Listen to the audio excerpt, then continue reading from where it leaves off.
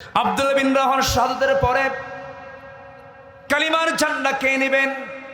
নির্বাচিত হলেন একজন সেনাপতি খালিদ বিন ওয়ালিদ রাদিয়াল্লাহু তাআলা আনহু। দৌড় মেরে দেখতে পেলেন যে একজন কে যেন কালিমার ঝান্ডা দূরে পথ করে উঠতেছে, কে যেন ধরে আছে। কাছে গিয়ে দেখেন আব্দুল্লাহ বিন রাওয়াহার মস্তকটা দ্বিখণ্ডন করা হয়েছে, আর মুখের মধ্যে কামড় মেরে তিনি কালিমার পতাকা আকাশমুখী করে রেখেছে। চেহারা কার দিকে? আসতে বলবো না, চেহারা কার দিকে? আল্লাহর দিকে। সঙ্গে সঙ্গে কি হলো?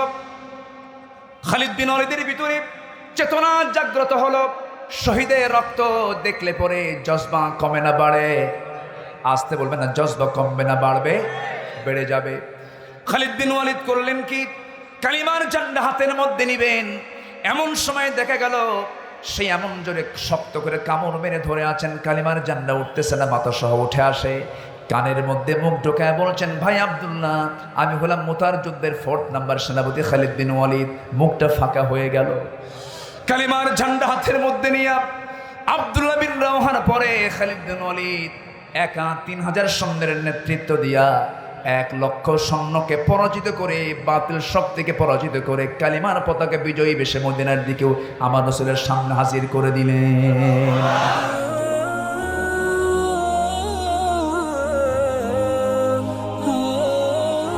إن الحمد لله الأكرم الذي خلق الإنسان وكرم وعلمه من البيان ما لم يعلم فسبحان الذي لا يحصى امتنانه باللسان ولا بالقلم نشهد أن لا إله إلا الله وحده لا شريك له ونشهد أن سيدنا وحبيبنا ومولانا محمدا عبده ورسوله الذي أرسله بالحق بشيرا ونذيرا وداعيا إلى الله بإذنه وسراجا وقمرا منيرا فقد قال الله تعالى في كلامه المجيد وفرقانه الحميد أعوذ بالله من الشيطان الرجيم بسم الله الرحمن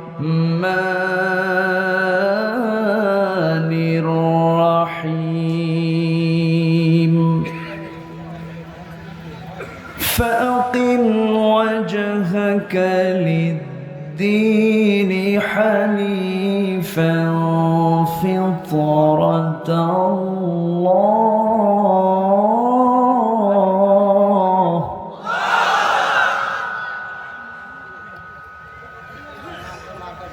فطرة الله التي فطر الناس عليها لا تبديل لخلق الله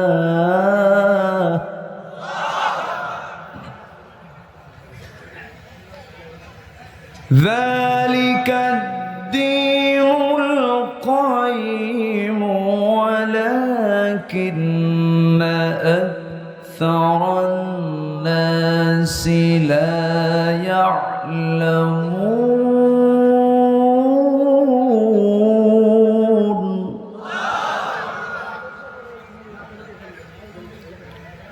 منيبين إليه واتقوه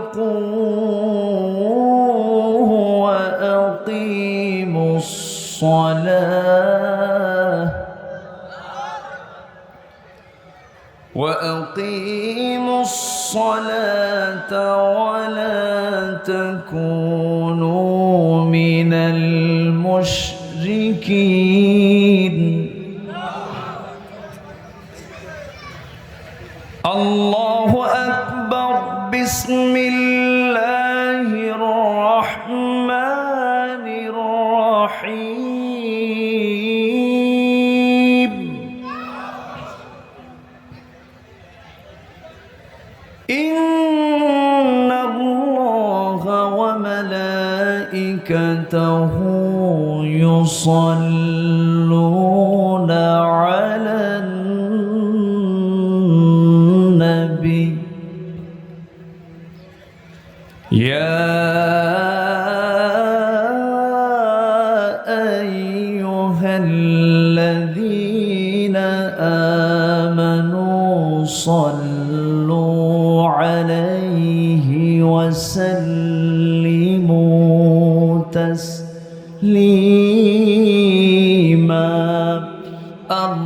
اللهم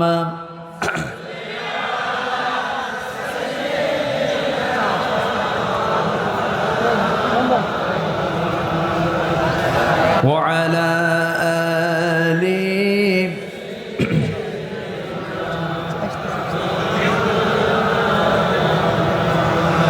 একটু মহব্বত দিয়ে নবীর প্রেমে মাতোয়ারা হয়ে উচ্চ আওয়াজে সবাই বলুন আল্লাহুম্মা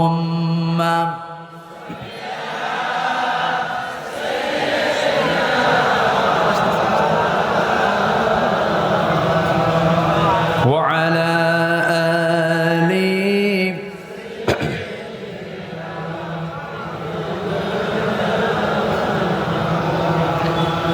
শিবে আবু তালিব সে এক কারাগার কাটলো সেথায় তোমার বহুদিন হলো পার শিবে আবু তালিব সে এক কারাগার কাটলো সেথায় তোমার বহুদিন হলো পার না খেয়ে না ঘুমে কত রাত কেঁদে কেঁদে দিন কায়েমের তরে ধৈর্য ধরে ধরে হে রাসূল এসে গেল বদর উহুদ খন্দক পরীক্ষা জানমাল দিয়ে পাশ হলো সকল পরীক্ষা অবশেষে হয়ে গেল দিন কায়েমের বিজয় তরি রাসূল আমার বলে দিলেন খায়রুল কুরুনি করনি আল্লাহুম্মা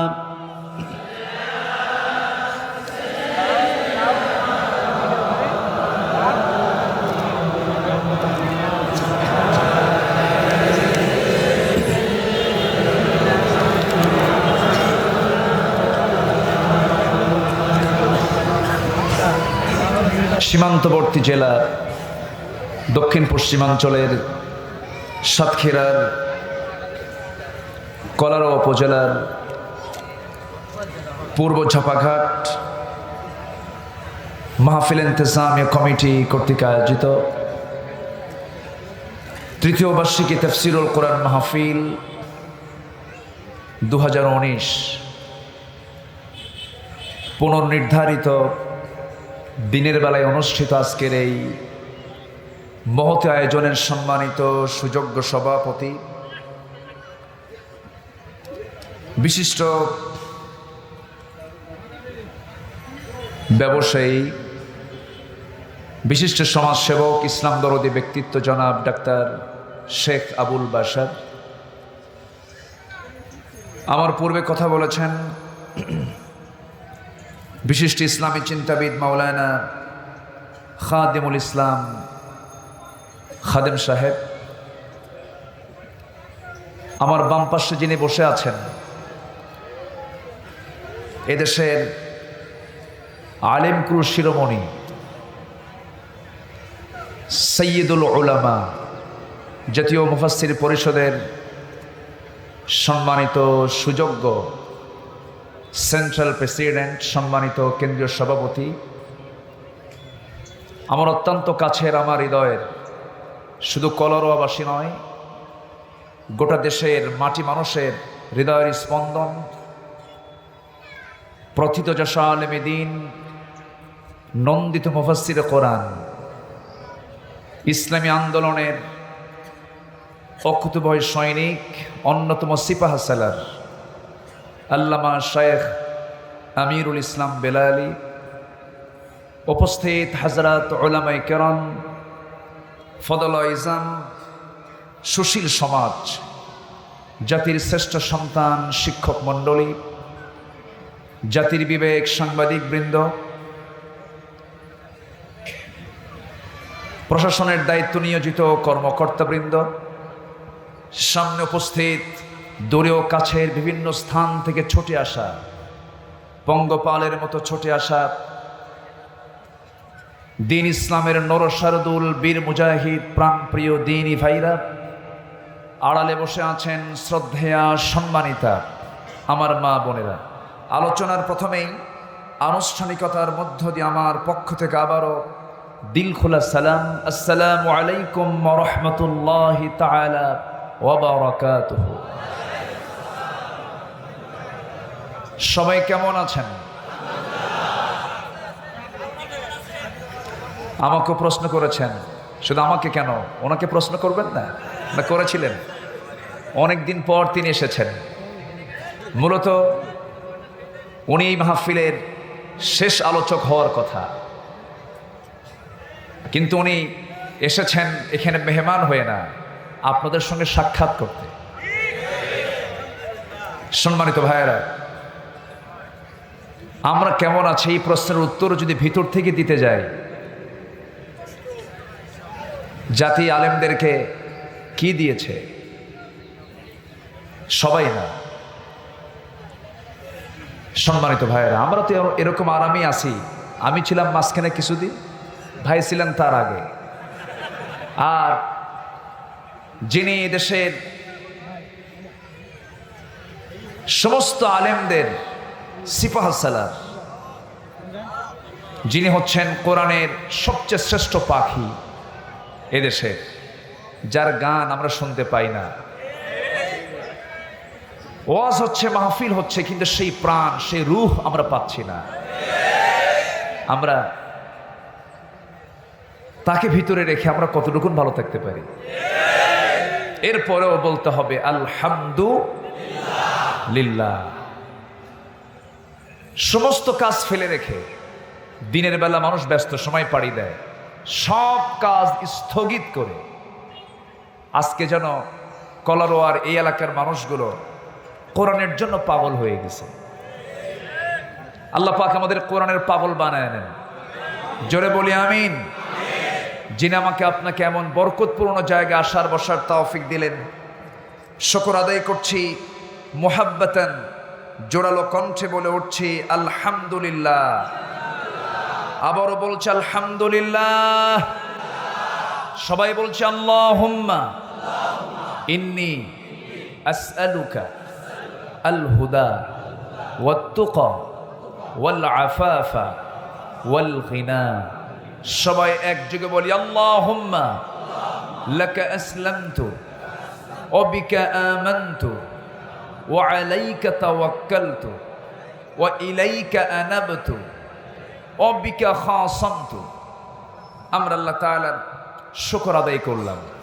সময় খুবই অল্প, আমরা যারা বসে আছি আমি বিশ্বাস রাখি সবাই নামাজি, নামাজও পড়ব, তবে নামাজটা আজকে আমাদের আউয়ালে হবে না, আখেরেও হবে না, হবে আউসাতে, মাঝামাঝি সময় আমরা নামাজটা আদায় করব। নামাজ কেন্দ্রিক কোনো হেডেক আমাদের নিয়ে আসার দরকার নেই, চিন্তা করার দরকার নেই, কারণ এখানে যারা বক্তা আছেন সবাই নামাজি বক্তা। আমার দেশে কিন্তু বহু হুজুর আছে বেনামাজি হুজুর, বেনামাজি পীর সাহেবও আছে, আছে না নাই? এখানে কোনো বেনামাজি পীর সাহেব আসে নাই, বেনামাজি হুজুর আসে নাই। এখানে সঠিক সময় আমরা বুঝে শুনে বৃহত্তর দিক লক্ষ্য করে আমরা নামাজের দিকে আমরা চলে যাব ইনশাআল্লাহ সুসময়ে। জোরে বলি ইনশাআল্লাহ। সম্মানিত ভাইয়েরা, আমরা কোরআন শুনতে এসেছি, আমরা ভাগ্যবান। বলি আলহামদুলিল্লাহ। জোরে বলি আলহামদুলিল্লাহ। কোরআন শব্দটা ফুলানুন এর ওজন এসেছে। সবচেয়ে বেশি পড়া হয়, বহুল পঠিত, সবচেয়ে বেশি তেলাওয়াত হয়, সবচেয়ে বেশি রিসার্চ হয় পৃথিবীতে একটি গ্রন্থ, তার নাম হলো কোরআনে কারীম। জোরে বলি সুবহানাল্লাহ। পৃথিবীতে আরো অনেক কিতাব আছে। ধর্মীয় গ্রন্থ যদি আপনি ধরেন, যে ধর্মীয় গ্রন্থের গবেষণা নেই, সেটার তেলাওয়াত নেই, ব্যবহার নেই, কিন্তু কোরআন শুধু ধর্মীয় কিতাবে নয়, পৃথিবীর সকল সমস্যার সমাধানে কোরআন আছে না নাই? আসতে বলবেন না আছে না নাই? দিয়েছেন কে? আসতে বলবেন না দিয়েছেন কে? এর মধ্যে সব আছে। আমার পূর্বের যিনি মেহমান, আমার বড় ভাইজান সূরা আনকাবুত থেকে কথা বলেছেন, 29 নম্বর সূরা। আমি তো তার আগে যেতে পারি না, আমি তার পরে আসছি। 30 নম্বর সূরা, উনি 29, আমি 30-এ আসছি। আমি তার আগে গেলে কেমন হয়? সূরা রোম, রোম থেকে আমি কিছু কথা বলতে চাচ্ছি। রোম হচ্ছে একটা দেশের রাজধানী। বলেন তো এখন কোন দেশ এটা? ইতালির রাজধানী রোম। তাহলে কোরআন ধর্মীয় কিতাব, রোম আসলো কেন? কথাটা বুঝেন? ধর্মীয় কিতাবে শুধু ধর্মের কিছু কিছু আনুষ্ঠানিকতার কথা থাকবে, কিন্তু রোম আসলো কেন? তাহলে দেশের কথা, দশের কথা, রাজধানীর কথা, ভূগোল আছে না নাই? প্রাণী জগৎ আছে না নাই? আগের সূরা প্রাণী আনকাবুত আছে না নাই? আছে। সূরাতুল ফিল আছে, সূরাতুল আনকাবুত আছে, সূরাতুন নাহাল আছে, সূরাতুন নামাল আছে। আল্লাহ রাব্বুল আলামিন প্রাণীর কথা বলেছেন, বংশের কথাও বলে দিয়েছেন। আমার নবীর বংশের নাম কি? বলো।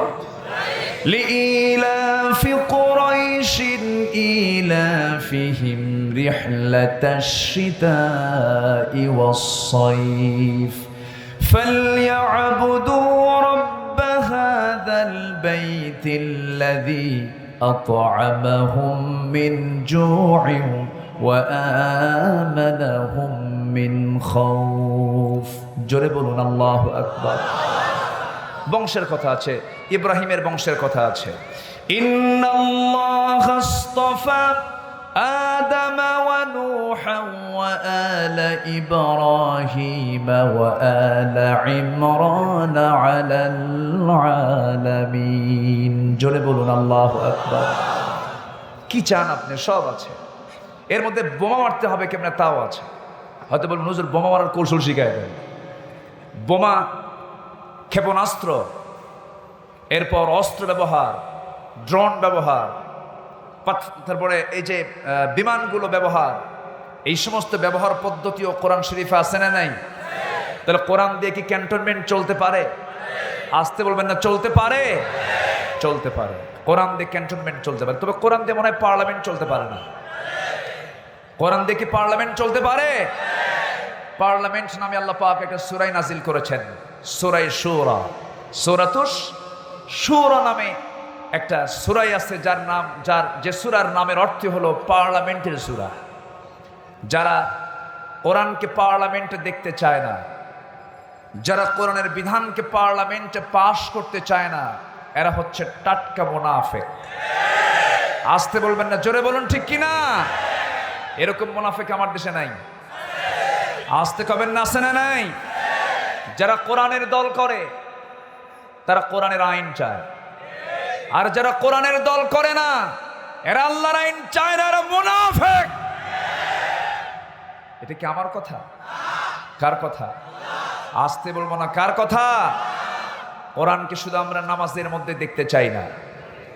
আমার আগের দুজন মেহমান যে কথাগুলো বলে গেছেন, এত সুন্দর চমকপ্রদ কথা, আমি এলাকায় আসলে আমার একটু ভয় লাগে।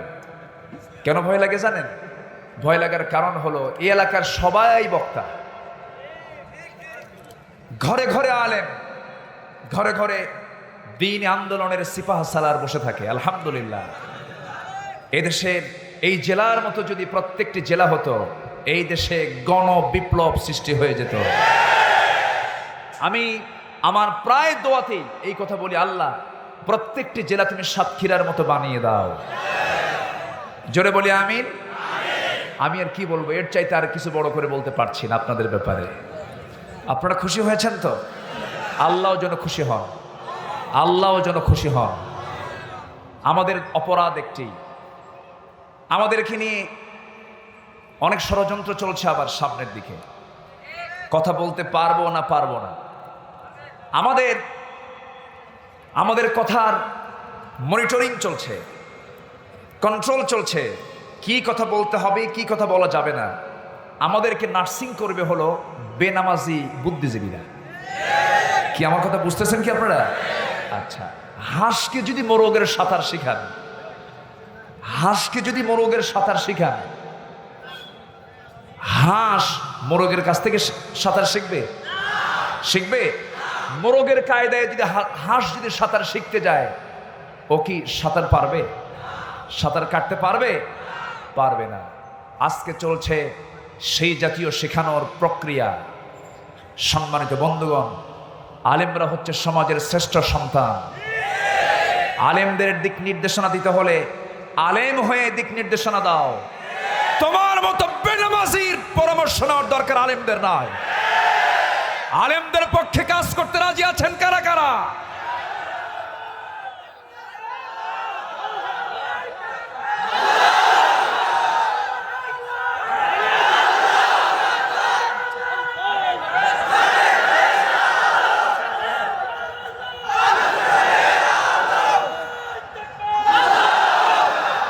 আল্লাহ সবার হাতকে কবুল করুন। আলেমদের দাম কে দিয়েছেন? ইন্নামা ইয়াখশাল্লাহ মিন ইবাদিহিল উলামা। বান্দাদের মধ্যে সবচেয়ে বেশি ভয় পায় সেই বান্দাই আল্লাহকে, যে হচ্ছে আলেম। যে কি?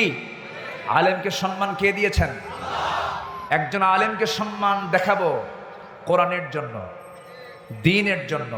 তার মধ্যে কোরআন আছে, দ্বীন আছে, এই জন্য আমি তাকে সম্মান করব। ঠিক কি না? এই সম্মান, এই ভক্তি হবে কার জন্য? আল্লাহর খুশির জন্য। সম্মানিত ভাইয়েরা, আসুন আমরা সোজা আলোচনার দিকে চলে যাচ্ছি। আমার আজকে আলোচনার যে পয়েন্ট সেটা হচ্ছে, আমাদেরকে দাঁড়াতে বলছেন, আমাদেরকে দাঁড়িয়ে যেতে বলছেন কে? আমরা যদি বলি বাংলায় দাঁড়াও, এটা বাংলা হলো, এর আরবি হচ্ছে কুম। এর আরবি কি? কুম মানে দাঁড়াও। এই যে আয়াতটা আমি তেলাওয়াত করেছি, সেখানে আল্লাহ পাক বলছেন তুমি দাঁড়াও। তুমি কি করো? দাঁড়াও। সেই দাঁড়ান না যে দাঁড়ান আমরা বসে থেকে দাঁড়াই, এই দাঁড়ান না। কিন্তু আল্লাহ রাব্বুল আলামিন সুন্দর করে বলছেন, ফাআকিম ওয়াজহাকা লিদ-দীনি হানিফান ফিতরাতাল্লাহিল্লাতী ফাতারান-নাসা আলাইহা লা তাবদীলা লিখালকিল্লাহ যালিকা আদ-দীনুল কাইয়্যিম ওয়ালাকিন্না আকসারান-নাসি লা ইয়ালামুন। জোরে বলুন আল্লাহু আকবার। হে রাসূল, আপনি দাঁড়িয়ে যান। ওয়াজহাকা, আপনার চেহারা নিয়ে, লিদ-দীনি হানিফা, একনিষ্ঠভাবে দ্বীনের জন্য আপনি দাঁড়িয়ে যান। সবাইকে নিয়ে আপনি দাঁড়িয়ে যান, মানে গা ছেড়ে উঠুন। আল্লাহ পাক আরেক জায়গায় বলছেন, ইয়া আইয়ুহাল মুদ্দাসসির কুম ফাআনযির ওয়া রাব্বাকা ফাকাব্বির ওয়া সিয়াবাকা ফাতাহহির ওয়ার রুজজা ফাহজুর ওয়ালা তামনুন তাস্তাকসির। জোরে বলুন আল্লাহু আকবার। আপনি দাঁড়িয়ে যান, আপনার চেহারা কেবলামুখী করে নেন, আল্লাহমুখী করে নেন। আমাদের কেবলা হবে দুইটা না একটা? আমাদের কেবলা হবে কয়টা? আমরা চেহারা ফিরিয়ে নিব কার দিকে? আমরা দাঁড়িয়ে যাব কার দিকে? আমরা দাঁড়িয়ে থাকবো কার সামনে? আল্লাহর সামনে। আমার কেবলা অন্য কেউ হবে না, কিন্তু আমার দেশে আরো কেবলা আছে না নাই? পীর কেবলা আছে না? আছে। পীর কেবলা, ঠেলা সামলা। হয়তো অনেকে বলবেন হুজুর আপনি এত পীর বিরোধী।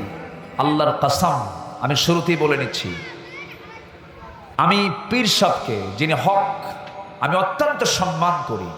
এদেশে ইসলাম এসেছে পীরদের মাধ্যমে, বলি আলহামদুলিল্লাহ। সম্প্রতি কয়েকদিন আগে শার্শা থানায় একটা আলোচনার মঞ্চে একজন আলোচক ভণ্ডদের বিরুদ্ধে কথা বলতে নিয়ে সেখানকার স্থানীয় চেয়ারম্যান মহোদয় তাকে বললেন, আপনি তাসাউফ নিয়ে কথা বলবেন, সুফির পক্ষে কথা বলবেন, পীরদের বিরুদ্ধে আপনি কোনো কথা বলতে পারবেন না।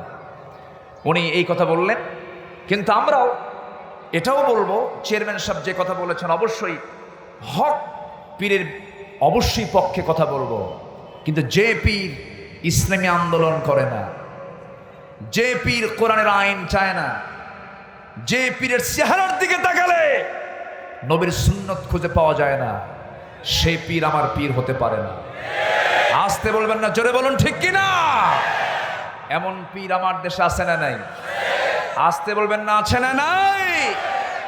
আজকে ইসলামের সবচেয়ে বড় ক্ষতি হচ্ছে এই সমস্ত ট্র্যাডিশনাল পৈতৃক সূত্রে পাওয়া কিছু দরবার থেকে, ঠিক কি না? পৈতৃক সূত্রে পাওয়া মানে বাপ ছিল, তার বাপ ছিল, তার বাপ ছিল, এখন এসে সেও পীরজাদা, বংশীয় সূত্রে পীর পাওয়া, এরকম পীরতান্ত্রিক পরিবার কিছু আছে না নাই? আমি তাদেরকে সম্মান করি, সম্মান কেন করব না? আপনি যদি ভালো হন অবশ্যই আপনাকে সম্মান করব, কিন্তু একজন নবীর ছেলে কাফের আছে না নাই? আবার নবীর বাবা মানে কাফেরের ছেলে নবী আছে না নাই?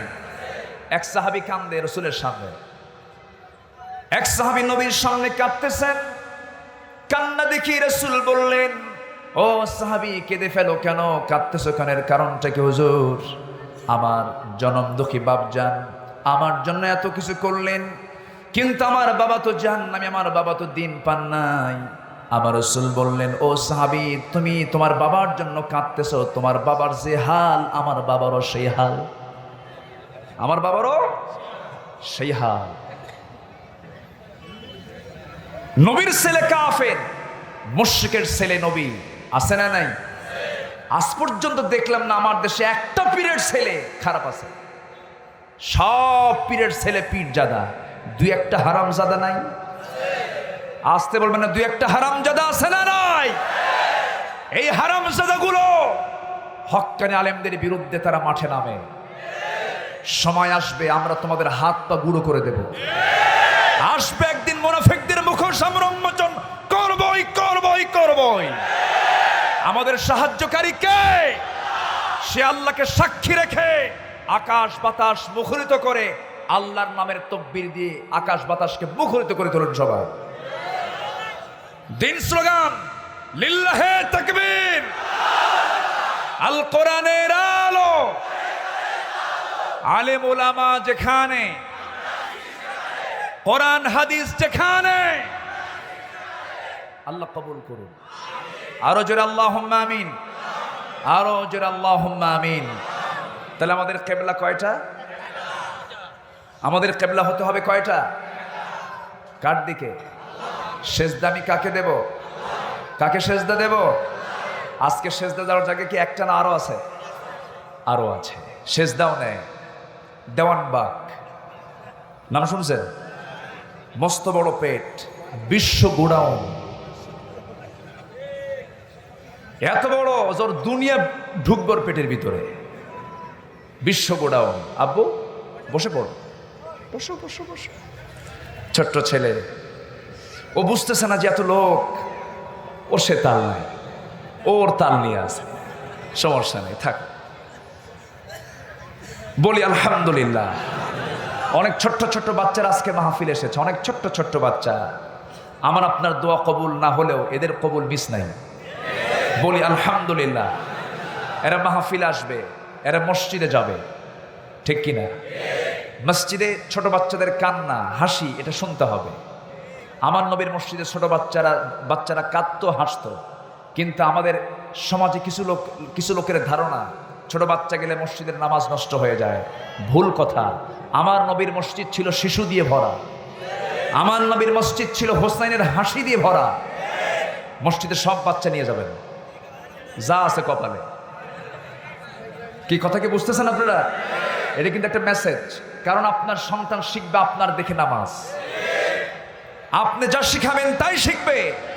তাছাড়া সে মসজিদে না যায় করবে কি? নাটক, ওই টিভি সেটের সামনে গিয়ে দেখবে কার্টুন, মোটু পাটলু, নাট বল্টু। বোঝেন নাই? বাচ্চা নিয়ে যাবেন, যেখানে মসজিদে যাবেন সেখানে চলে যাবেন বাচ্চাদের নিয়ে। থাকো তোমরা, থাকো তোমরা, থাকো, লাফালাফি করো মাঝে মাঝে। কষ্ট হচ্ছে আপনাদের? আমার দিকে তাকান। তাহলে আমাদের কেবলা হচ্ছে একটা। কেবলা দুইটা বানালে সে মুশরিক। কেবলা দুইটা বানালে সে কি? শিরকের গুনাহ আল্লাহ মাফ করবেন না। এটা কার কথা? এই ওয়াদা কে করেছেন? আল্লাহ পাক করেছেন। শিরকের ধারে পাশও আমরা কেউ যাব। লোকমান নাম শুনেছেন সবাই? লোকমান নাম শুনেছেন না? বাড়ি কোথায়? হ্যাঁ, শাসা, জিকরগাছা, সাতক্ষীরা সদর। ইনি হচ্ছেন দাউদ আলাইহিস সালাতু ওয়াস সালাম, যার কণ্ঠে যখন তেলাওয়াত হতো জাবুর কিতাব, সমুদ্রের মাছ উঠে আসতো, আকাশের উড়ন্ত পাখি এসে সামনে তার তেলাওয়াত শুনতো। দাউদ আলাইহিস সালাতু ওয়াস সালাম, তিনি সুমধুর কণ্ঠে তিনি তেলাওয়াত করতেন জাবুর কিতাব। জান্নাতের মধ্যে তিনি তেলাওয়াত করবেন, জান্নাতীদেরকে শোনাবেন, জান্নাতীরা বেহুশ হয়ে পড়ে যাবে। আল্লাহু আকবার। আমার নবীও তেলাওয়াত করবেন সূরা ইয়াসিন। আল্লাহু আকবার। সর্বশেষ জান্নাতবাসীকে শোনাবেন আমার আল্লাহ সূরা রহমান তেলাওয়াত করে। জোরে বলি সুবহানাল্লাহ। আর সেই কোরআনের মঞ্চে তোমরা আগুন ধরায় দাও। তোমরা সেই কোরআনের মঞ্চে আগুন লাগিয়ে দাও। অবশ্যই তোমাদের জন্য বাংলার জমিন একদিন নিষিদ্ধ হয়ে যাবে। নিষিদ্ধ হবেই হবে। জোরে বলি ইনশাআল্লাহ। আল্লাহ যখন ডাক দিবেন দেরি করা যাবে না, গড়িমসি করা যাবে না, পলায়ন করা যাবে না। ইল্লা তানফিরু ইউআযিবকুম আযাবান আলীমান ওয়া ইস্তাবদিল কওমান গায়রাকুম ওয়া লা তাদুররুহু শাইআ। যদি পিছপা হয়ে যাও, যদি পলায়ন করো, আল্লাহর সামনে যদি না দাঁড়িয়ে যদি পিছপা হয়ে যাও, অবশ্যই অন্য একটা কওমকে তোমার উপরে চাপিয়ে দেব, জালিমকে চাপিয়ে দেব। তাদের কোনো ক্ষতি করতে পারবে না। অতএব আমরা পলায়ন করব না, যেমন করে সাহাবায়ে কেরাম করেন নাই। রাসূল যখন ডাক দিয়েছেন, ডাকতে দেরি, যেতে দেরি হয় নাই। সবার ইতিহাস কম বেশি জানা আছে। আমার বেলালী ভাইজান আমার আলোচনার পূর্বে ইমানের পরীক্ষা নিয়ে কিছু কথা বলেছেন, সূরা আনকাবুত থেকে কিছু কথা বলেছেন। আমি ভাবলাম কিছু যোগ করে দেই। আমার নবীজি শুধু ডাক দিয়েছেন, ডাকতে দেরি, আসতে দেরি হয় নাই। আমার নবীজি মদিনায় যখন পৌঁছে গেলেন, হিজরত করলেন মদিনায়, মানুষটা হলেন মক্কার। বেড়াতে গেছেন নাকি? মামার বাড়ি গেছেন নাকি? কি জন্য গেলেন, কেন গেলেন? এই প্রশ্ন যদি আমরা কোরআনকে করি, একটাই প্রশ্নের জবাব, সেটা হলো হুয়াল্লাযী আরসালা রাসূলাহু বিল হুদা ওয়া দীনিল হাক্কি লিইয়ুযহিরাহু আলাদ-দীনি কুল্লিহি ওয়া কাফা বিল্লাহি শাহীদা। মুহাম্মাদুর রাসূলুল্লাহি ওয়াল্লাযীনা মা'আহু আশিদ্দাউ আলাল কুফফারি রুহামাউ বাইনাহুম তারাহুম রুকআন সুজ্জাদান ইয়াবতাগুনা ফাদলান মিনাল্লাহি ওয়া রিদওয়ানা سيماهم في وجوههم من أثر السجود। জোরে বলুন আল্লাহু আকবার। আল্লাহ পাক তার রাসূলকে কেন পাঠালেন, কি জন্য পাঠালেন? সেটা হলো দুনিয়ার কোনো আইন চলবে না, দুনিয়ার কোনো বিধান চলবে না। সমস্ত বিধানকে পরাজিত করে বিজয় দিতে হবে কার বিধানকে? আসতে বলবেন না, কার বিধানকে? আল্লাহর বিধানকে বিজয়ী করার জন্য আল্লাহ পাক রাসূলকে পাঠিয়েছেন। এই মিশনকে বাস্তব করার জন্য মক্কার কথা বেলালি ভাই বলেছেন, আমি মদিনার দিকে যেতে চাই, একটু কমপ্লিমেন্টসি টানতে চাই। আমি বসে বসে আমার বেলালি ভাইয়ের কথাগুলো শুনেছি, তেজোদ্দীপ্ত কথা, আল্লাহ তাকে কবুল করুন। আমার বন্ধুগণ, আমার নবীজি ওই মদিনায় মার খেলেন, কিন্তু মার খাওয়ার সব সময় ছিল না। 13 বছর তিনি মার খেয়েছেন। মদিনায় যখন আসলেন তিনি সেই সময় শুধু মার খেলেন না, মার দিলেন। ঠিক কি না? মার খেলেন, মার দিলেন। আগে মার খাবো, এরপরে কি মার দেবে। এটা কে বলেছেন? আসতে বলবেন না, কে বলে দিয়েছেন? সেটা কিসের জন্য, কার জন্য? না জমির জন্য? হ্যাঁ, কিসের? ভালো করে কোন, কার জন্য? আল্লাহর জন্য। আমার নবীজি একটা থাপ্পড় কাউকে মারেন নাই, একটা উচ্চ বাচ্চ করে কোনো কথা বলেন নাই, ধমক দিয়ে কোনোদিন কথা বলেন নাই। 3 দিন না খেয়ে থেকেছেন, কিন্তু আমার নবীজির মুখ থেকে হাসি ফোরে নাই। আমার নবীজির হাসি মাখা মুখ। হযরত আবু বকর এক রাতে নবীর চেহারার দিকে তাকান আর আকাশের মিষ্টি চাঁদের দিকে তাকান। নবীজি মুস্কি মুস্কি হাসি মেরে বলেন, আবু বকর তুমি একবার চাঁদ দেখো, একবার আমাকে দেখো, এর কারণটা কি? তিনি বলছেন, হুজুর আমার চোখে চাঁদে কালিমা দেখি, কিন্তু আপনার চেহারায় কোনো কালিমা নাই। আপনার চেহারা দেখলে আমার ক্ষুধা নিবারণ হয়ে যায়। আমার কাছে 3টা জিনিস প্রিয় হুজুর, আন-নাজরু ইলাইকা ওয়াল জুলুস বাইনা ইয়াদাই ওয়াল ইনফাকু মালি আলাই। আপনার সামনে বসে থাকা, আপনার কথাগুলো শোনা, আপনার জন্য সমস্ত মাল খরচ করে দেওয়া। সেই নবীজির হাতে একটা মানুষ থাপ্পড় খেলো না, কোনো বাজে কথা যে নবীর মুখ থেকে বের হলো না। সেই নবীজি তিনি মক্কা থেকে বিতাড়িত হলেন কেন? একটাই কারণ, তিনি বলেছেন এই জমিনে কোনো বাবার আইন চলবে না, কোনো দাদার আইন চলবে না, কোনো মানুষের আইন চলবে না। এই জমিনে আইনটা চলতে হবে কার? আসতে বলবেন না, কার? এই জাতীয় ওয়াজ কিন্তু সব বক্তা করবে না, ঠিক কিনা? খালি ফজিলতের বয়ান করবে, শুধু ফজিলতের বয়ান, ফজিলতের বয়ান করে করে সব শেষ হয়ে যাবে, কোনো সমস্যা নেই। ফজিলতের বয়ান করলে পরে কেউ কালেমা পড়ে মিষ্টি পায়, আর কেউ কালেমা পড়ে গলায় ফাঁসির রশি পায়। একই আলেম দোয়া করছেন, সম্মান পাচ্ছেন, সব কিছু পাচ্ছেন, সব জায়গায় উদ্বোধন হচ্ছে, সব কিছু হচ্ছে, দোয়া করছেন রব্বানা যালামনা, দোয়া করতেছেন, সম্মান পাচ্ছেন, মর্যাদা পাচ্ছেন। আরেকজন আলেমও এই দিনের কথাই বলেছেন, কিন্তু 10টা বছর তাকে অন্ধকার প্রকোষ্ঠে থাকতে হচ্ছে। 2জন আলেমের ভূমিকা কি একরকম নাকি? আলেমদের নির্যাতন, দিনের পক্ষে কাজ করতে গেলে নির্যাতনের এক্সাম্পল আর দেওয়ার জন্য বাইরে যেতে হয় না। আমার দেশ এখন এক্সাম্পলের উপযুক্ত হয়ে গেছে, বলি আলহামদুলিল্লাহ। অতএব এই জমিনটাও ইসলামের জন্য আল্লাহ পাক উপযুক্ত করবেন। জোরে বলি ইনশাআল্লাহ, আর জোরে বলি ইনশাআল্লাহ। এই সবুজ ভূখণ্ডের শহীদের রক্ত আছে না নাই? আসতে বলবেন না, আছে না নাই?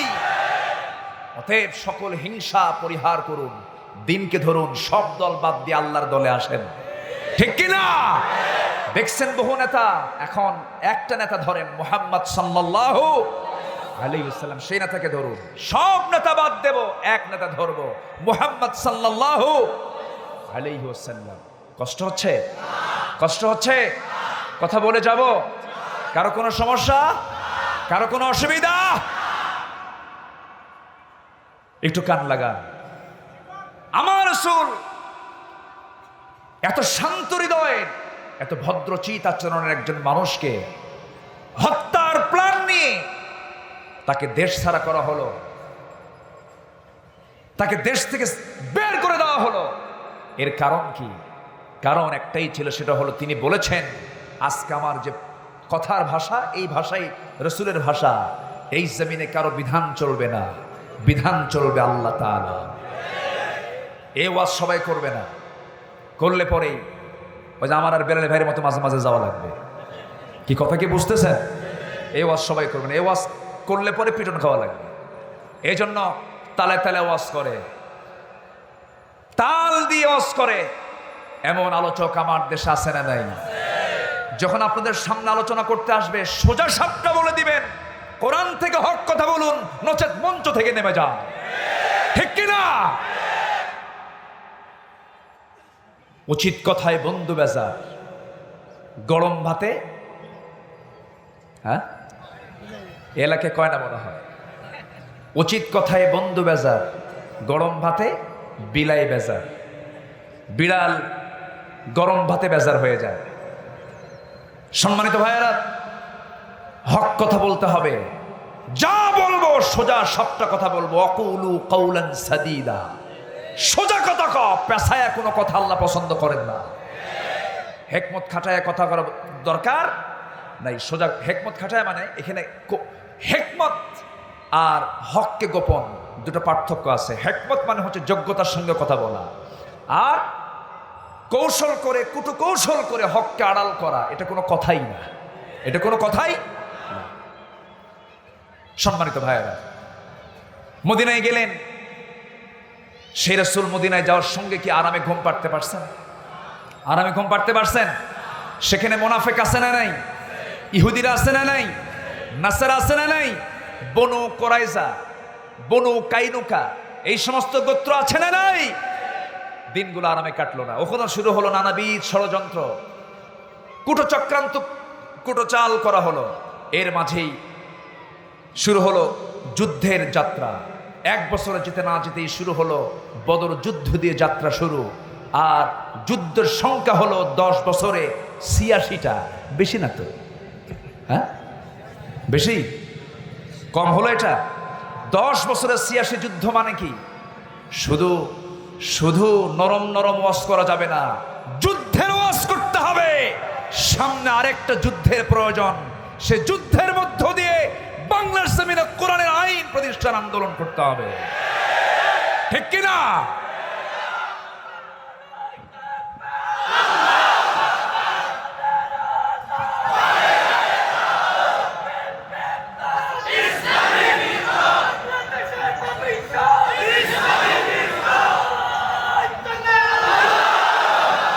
সম্মানিত ভাইয়েরা, আমরা আমাদের চেহারা ঘুরিয়ে নেব কার দিকে? আসতে বলবো না, কার দিকে? রাসূল শুধু ডাক দিয়েছেন, সব চলে আসছে। কেউ পিছপা হয়নি, কারণ পিছপা হলে নিজেরও বিপদ, দুনিয়াতেও বিপদ, আখিরাতেও বিপদ হয়ে যাবে। সাহাবে কেরাম পিছপা হননি, রাসূলকে বলেছেন, ইয়া রাসূলুল্লাহ যা বলবেন আমরা তাই শুনবো। শুধু বলেছেন, ও যায়েদ এইদিকে আসো। লব্বাইকা ইয়া রাসূলুল্লাহ। সামনে সে দাঁড়ালেন, জাফর এইদিকে আসো। লব্বাইকা ইয়া রাসূলুল্লাহ। আব্দুল্লাহ তুমি এইদিকে আসো। লব্বাইকা ইয়া রাসূলুল্লাহ। তিনজন কাতারে দাঁড়ায় গেছেন। নবীজি 3000 সাহাবীর সামনে দাঁড়িয়ে তিনি এলান করে দিলেন, সাহাবীরা আমি যায়েদকে 1 নাম্বার, জাফরকে 2 নাম্বার, আব্দুল্লাহকে 3 নাম্বার সেনাপতি বানায় দিলাম। রোমানরা অস্ত্রে শস্ত্রে সজ্জিত হয়ে আছে। ওই যুদ্ধে আমি নিজে যেতে পারবো না, মদিনায় আমার জরুরি কাজ আছে। আমি 3 জনকে সেনাপতি বানায় দিলাম। 3 জন মুস্কি মুস্কি হাসতেছেন, কারণ নাকের মধ্যে জান্নাতের ঘ্রাণ পেয়ে গেছেন। দাঁড়িয়ে গেছেন কার দিকে? আসতে বলবেন না, কার দিকে? আল্লাহর দিকে। এই 3 জন সাহাবীর চেহারার দিকে আমার নবীজি তাকান। আমার নবীজি একদিকে মুস্কি মুস্কি হাসেন, কিন্তু তার চোখের কোনা বেয়ে বেয়ে টপ টপ করে পানি পড়ে, দাড়ি ভিজে যাচ্ছে। রাসূল বলছেন, যায়েদ তুমি কি প্রস্তুত আছো নাকি? হুজুর আমি এখনই প্রস্তুত আছি। রাসূল বলেন, যাও তোমার বউ বাচ্চার কাছ থেকে বিদায় নিয়ে আসো। হুজুর যাব না, যাওয়ার প্রয়োজন নাই, নাকের মধ্যে জান্নাতের ঘ্রাণ পাচ্ছি। একটু আসতে বলি সুবহানাল্লাহ। নাকের মধ্যে জান্নাতের ঘ্রাণ পাচ্ছি। জাফর তুমি চলে যাও, আবিসিনিয়া থেকে হিজরত করে সবে মাত্র মদিনায় এসেছো, পরিবারকে সময় দিতে পারো নাই, যাও পরিবারের কাছ থেকে বিদায় নিয়ে আসো। জাফর বলছেন, ইয়া রাসূলুল্লাহ আপনি যেতে বললাম, আমি কি না করতে পারি নাকি? আমি যাচ্ছি। হযরতে জাফর চলে গেলেন, দরজায় নক করলেন। স্বাভাবিকভাবে দরজা খুলে গেল, সালাম বিনিময় হলো। ছোট্ট 2টা সন্তান আব্বু আব্বু বলে তার কাছে চলে আসলো। চুমো দিলেন, 2 কোলে বসায়া দিলেন, 2 হাঁটুতে বসায়া দিলেন, 2 উরুতে বসায়া দিয়া অনেকক্ষণ ধরে সুন্দর সুন্দর মিষ্টি গল্প করে স্ত্রীকে সুন্দর করে ডাক দিয়ে বলছেন, স্ত্রী একটু আমার সামনে বসো, আমি তোমার সঙ্গে কিছু কথা বলতে চাই। স্বাভাবিকভাবে স্ত্রীর সামনে মুচকি হাসি মেরে বলছেন, স্ত্রী আমার জন্য দোয়া করো। আজকে আমি এমন জায়গায় যাচ্ছি, দুনিয়ার জিন্দেগিতে তোমার সঙ্গে আমার আর কোনোদিন দেখা হবে না। চেহারা ঘুরিয়ে নিয়েছেন কার দিকে? আসতে বলবো না, কার দিকে? ফাকিম ওয়াজহাকা লিদ-দীন হানিফা, দাঁড়িয়ে যাও আল্লাহর দ্বীনের জন্য একনিষ্ঠভাবে। হযরত জাফর বললেন, স্ত্রী আমাকে তুমি বিদায় দেবে না কে? তোমার চোখে পানি কেন? স্ত্রী বলছেন, আমার স্বামী গো, ভালো করে বলুন কোথায় যাচ্ছেন আপনি? তিনি বলছেন, সেনাপতি হয়েছি, মুতায় যাচ্ছি, আমি শহীদ হয়ে যাব, আমি বাঁচবো না। স্ত্রী বলছেন, আমার স্বামী গো, শহীদের দোয়া আজকে আমি আপনার জন্য করব না, কারণ এই ছোট্ট ছোট্ট সন্তান, আপনি যদি আপনার জন্য শহীদের দোয়া করি, বাচ্চাগুলো এতিম হয়ে যাবে, আপনি যুদ্ধে যাবেন, আমি আপনাকে মানা করব না, কিন্তু যুদ্ধের ময়দান থেকে আপনি শহীদ না হয়ে গাজী হয়ে আপনি আমাদের মাঝে ফিরে আসুন। শাহাদাতের তামান্নায় টকবগলা সাহাবী জাফর চক্ষুটা লাল বানায়া নিয়া স্ত্রী বাম হাতটা টান মেরে ধরলেন। টান মেরে ধরে তরবারি খাপ মুক্ত করে স্ত্রী হাতে মৃদু আঘাত করে বলছেন, স্ত্রী হাত কাটছে নাকি না কাটে নাই, কেন কাটলো না? উল্টা করে মেরেছেন। আমার স্ত্রী, আজকে তুমি আমার জন্য যত দোয়া করবে সব দোয়া উল্টা হবে, আল্লাহর কাছে যাবে না। আমি তো শহীদ হয়ে যাব, কারণ আমার নাকের মধ্যে আল্লাহ জান্নাতের ঘ্রাণ ঢুকিয়ে দিয়েছেন, আমার জন্য দোয়া করো। তোমার কাছ থেকে আজকে বিদায় নিচ্ছি, দুনিয়াতে দেখা না হলেও তোমার সঙ্গে আমার দেখা হয়ে যাবে জান্নাতের সিঁড়িতে। চেহারা ঘুরিয়ে নিয়েছেন কার দিকে? আমরাও ঘুরিয়ে নেব কার দিকে?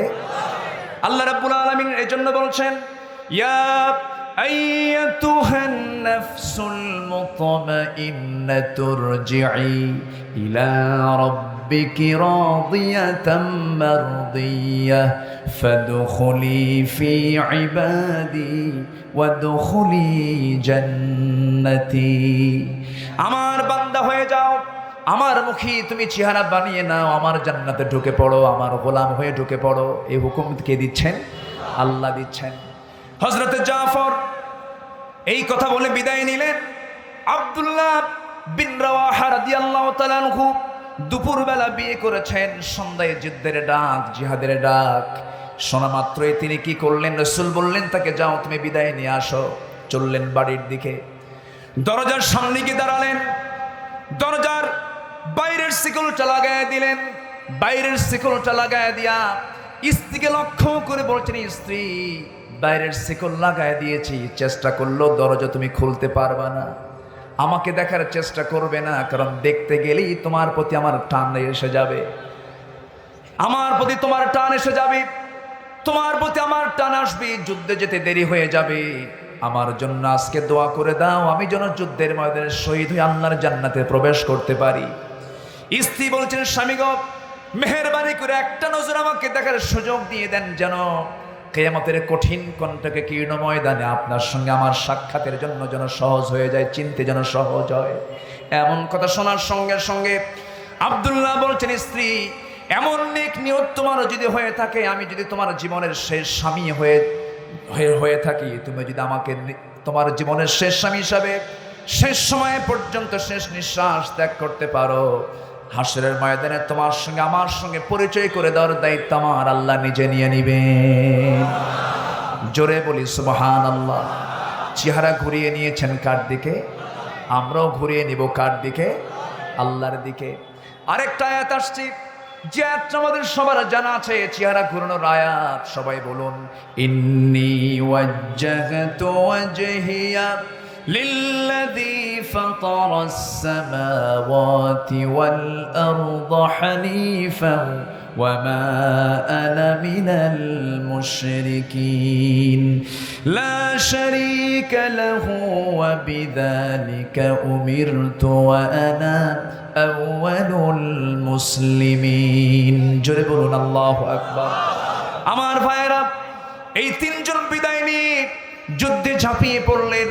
যুদ্ধের ময়দানে তিনজনই বাঁচলেন না, তিনজনে শহীদ হয়ে গেলেন মুতার প্রান্তরে। প্রথমে যায়েদ শহীদ হয়ে গেলেন। যায়েদের শাহাদাতের খবর নবীর কানে যখন চলে আসলো, মদিনার মসজিদ থেকে তিনি যায়েদের বাড়ির দিকে রওনা করলেন। যায়েদ ছিলেন নবীজির পালক পুত্র। বাড়িতে গিয়া যায়েদের পরিবারের ওসামা ইবনে সাইদকে কোলের মধ্যে নিয়ে রাসূল কাঁদতেছেন, তার চোখের কোনা বেয়ে বেয়ে টপ টপ করে পানি পড়ছে। কিছুক্ষণ পর ওসামার মা নবীর সামনে দাঁড়িয়ে বলছেন, ইয়া রাসূলুল্লাহি, ওসামার বাবা কখন আসবে? আমার সামনে ওসামার বাবা কখন হাজির হয়ে যাবে? সঙ্গে সঙ্গে রাসূল বলছেন, ও ওসামার মা, আমার জায়েদ তো দুনিয়াতে নাই, জান্নাতের পাখা নিয়ে জান্নাতের মধ্যে উড়ে বেড়াতেছে। জোরে বলুন সুবহানাল্লাহ। চেহারা ঘুরায় নেব কার দিকে? আল্লাহর দিকে। জাফর বিন আবু তালিব তিনিও শাহাদাত বরণ করলেন। নবীর কানে সংবাদ চলে গেল। মদিনায় রাসূল মসজিদ নববী থেকে বের হয়ে তার বাড়ির দিকে চলে গেলেন। চাচাতো ভাই জাফর বিন আবু তালিব ছোট্ট দুইটা বাচ্চা দৌড় মেরে আসেন, নবীজি তাদেরকে কোলের মধ্যে উঠায় নিলেন। স্ত্রী সুন্দর করে সাজগুজ করে স্বামীর অপেক্ষার প্রহর গুনছিলেন। এসে বলছেন, ইয়া রাসূলুল্লাহি, আমার স্বামী জাফরের কি খবর? রাসূল কাঁদতে কাঁদতে বলছেন, ও আমার জাফরের ওয়াইফ, ও আমার জাফরের স্ত্রী, তোমার স্বামী দুনিয়াতে বেঁচে নাই, আমি চোখের সামনে দেখতে পেতেছি, আমার নবুয়তি চোখে দেখতে পেতেছি, জান্নাতের হুরদের সঙ্গে সে মোলাকাত করতেছে। জোরে বলুন সুবহানাল্লাহ। আমার নবীজি কি সান্ত্বনা দিবেন তাদেরকে, সেখান থেকে বের হয়ে আসলেন। আব্দুল্লাহ বিন রাওয়াহা শাহাদাত বরণ করলেন। আব্দুল্লাহ বিন রাওয়াহার শাহাদাতের পরে কালিমার ঝান্ডা কে নেবেন? নির্বাচিত হলেন একজন সেনাপতি খালিদ বিন ওয়ালিদ রাদিয়াল্লাহু তাআলা আনহু। দৌড় মেরে দেখতে পেলেন যে একজন কে যেন কালিমার ঝান্ডা দূরে পথ করে উঠতেছে, কে যেন ধরে আছে। কাছে গিয়ে দেখেন আব্দুল্লাহ বিন রাওয়াহার মস্তকটা দ্বিখণ্ডন করা হয়েছে, আর মুখের মধ্যে কামড় মেরে তিনি কালিমার পতাকা আকাশমুখী করে রেখেছে। চেহারা কার দিকে? আসতে বলবো না, চেহারা কার দিকে? আল্লাহর দিকে। সঙ্গে সঙ্গে কি হলো? খালিদ বিন ওয়ালিদের ভিতরে চেতনা জাগ্রত হলো। শহীদের রক্ত দেখলে পরে জজবা কমে না বাড়ে? আসতে বলবেন না, জজবা কমবে না বাড়বে? বেড়ে যাবে। খালিদ বিন ওয়ালিদ করলেন কি? কালিমার ঝান্ডা হাতের মধ্যে নিবেন, এমন সময় দেখা গেল সেই এমন জোরে শক্ত করে কামড় মেরে ধরে আছেন, কালিমার ঝান্ডা উঠতেছে না, মাথা সহ উঠে আসে। কানের মধ্যে মুখ ঢোকায় বলছেন, ভাই আব্দুল্লাহ, আমি হলাম মুতার যুদ্ধের 4 নাম্বার সেনাপতি খালিদ বিন ওয়ালিদ। মুখটা ফাঁকা হয়ে গেল। কালিমার ঝান্ডা হাতের মধ্যে নিয়ে আব্দুল্লাহ বিন রাওয়াহার পরে খালিদ বিন ওয়ালিদ একা 3000 সৈন্যের নেতৃত্ব দিয়া 1 লক্ষ সৈন্যকে পরাজিত করে, বাতিল শক্তিকে পরাজিত করে কালিমার পতাকা বিজয়ী বেশে মদিনার দিকেও আমার রাসূলের সামনে হাজির করে দিলেন। জোরে বলি সুবহানাল্লাহ। চেহারা ঘুরায় নেব কার দিকে? আসতে বলবো না, কার দিকে?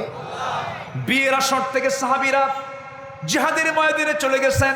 কিসের আসর থেকে? বিয়ের আসর থেকে। সুন্দরী নারী সামনে প্রস্তুত নিয়ে আছে, সে আসর থেকে জিহাদের ময়দানে চলে গেছেন। কার সামনে দাঁড়িয়েছেন? আসতে বলবেন না, কার সামনে? 1 নম্বরে ভালোবাসা হবে কার সাথে?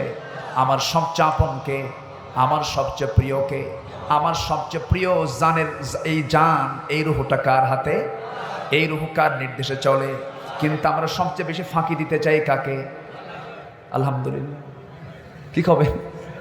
আমার আল্লাহ কি, সে আল্লাহ কি ফাঁকি দিতে চায়? কথা কি বলবো? আকাশ তো ভালোই মনে হচ্ছে, এখানে আসলেই তো বৃষ্টি হয়। আসার কথা 6 তারিখে, আসলাম 10 তারিখে, তাই না? তবে আল্লাহ যেটা করেন ভালোর জন্যই করেন। দিনের বেলার সৌন্দর্য আলাদা সৌন্দর্য, বলি আলহামদুলিল্লাহ। রাতে কিন্তু এত মজা পাওয়া যায় না। রাতে 10টা 11টার দিকে যখন বক্তা উঠায় দেয়, শ্রোতারা এরকম করে। কিন্তু দিনের বেলা এই কায়দা নাই। দিনের বেলা প্রত্যেকটি শ্রোতার ভিতরে একটা অ্যাটেনশন, একটা মনোযোগিতা কাজ করে, বলি আলহামদুলিল্লাহ। আমি কি কথা বলে যাব? কারো কোনো সমস্যা? আর কিছুক্ষণ আমি কথা বলবো। আজান হয়ে গেছে। আমি তো বলেছি আউয়ালে না, আমরা আখেরেও নয়, প্রথমেও নয়, শেষেও নয়, মাঝে আওসাত। আমরা উত্তম হিসেবেও প্রথম শেষ না, মাঝামাঝি মধ্যম জাতি। কুনতুম খায়রা উম্মাতিন উখরিজাত লিন-নাস উম্মাতাও ওয়াসাতা, আছে না নেই? আচ্ছা, আমরা মধ্যমপন্থী জাতি। আজকে আমরা আগেও পড়বো না, শেষেও পড়বো না। নামাজ আমরা মধ্যম পন্থায় পড়বো, মধ্যম সময়ে পড়বো। জোরে বলি ইনশাআল্লাহ। কষ্ট হচ্ছে কি আপনাদের? আর কিছু সময় কথা বলবো। আমার মা অনেক এসেছেন, মাদের আজকে ব্যাপক অংশগ্রহণ হয়েছে, বলি আলহামদুলিল্লাহ। এই ওঠে কে? বসুন। কেউ উঠবেন না, বসেন বসেন। হ্যাঁ আছে না, একজন আছে না? হ্যাঁ, কি তাল না, তালের ঠেলায়, তালের ঠেলায় নিজের হুঁশ থাকে না, তালের ঠেলায় পায়জামা নাই, এরকম কিছু আছে না? নাই। এই ভণ্ড সব সাইজ হবে শুধু এই যে বাঁশ আছে না, বাঁশের ছাতে যে ডাল থাকে ওটাকে কি বলে? কনসি। 4-5টা কনসিকে এক জায়গায় করে শুধু পিছনে দিতে হবে। আসতে কবেন না, জনগণ ঠিক কিনা? শয়তান তাড়ানোর ঔষধ কিন্তু এটা। ছোট বাচ্চা যাদের বয়স 10 হয়েছে, 10 পার হওয়ার পরেও যদি নামাজ না পড়ে, রাসূল বলেছেন বিল আসা, লাঠি দিয়া সাইজ কর। লাঠির দরকার আছে না নাই? রাসূল বলেছেন বাচ্চারা 10 ক্রস করেছে, বাবা তখন শাসন করবে বিল আসা, একটু লাঠির ভয় দেখাও। অতএব লাঠির ভয় দেখালেও কিন্তু শয়তান যায়। এই জন্য এই সমস্ত ভণ্ডদের জন্য শক্ত লাঠির বাড়িও দরকার, ঠিক কিনা? পিটন পড়ে না, এই জন্য এগুলো করে। আসবে পিটন মারার সময় আসবে, জোরে বলি ইনশাআল্লাহ। সম্মানিত ভাইয়েরা, কে উঠবো না আমরা? এই ফুল বাগান আপনাদের দিয়ে সাজানো হয়েছে, আপনি হচ্ছেন এই ফুল বাগানের, আপনি হচ্ছেন ফুল। আপনি উঠবেন, ফুল একটা কমে গেল, বাগান কি সৌন্দর্য বাড়লো না কমলো? কমলো। আপনি কমাবেন কেন? ফুল বাগান সাজিয়েছি আমরা সবাইকে নিয়ে, আমরা শেষ পর্যন্ত ফুল বাগানটাকে মোনাজাতের মধ্য দিয়ে আমরা সাজানো শেষ করে ফেলবো। জোরে বলি ইনশাআল্লাহ, জোরে বলি ইনশাআল্লাহ। সাহাবায়ে কেরাম বিয়ের আসর থেকে চলে গেছেন জিহাদের ময়দানে, চেহারা ঘুরিয়ে নিয়েছেন কার দিকে? আল্লাহর দিকে। এক কালো সাহাবী, বিয়ে হয় না, নবীর সামনে দাঁড়িয়ে বলেন হুজুর আমার জীবনে কি বিয়া কপালে আছে নাকি?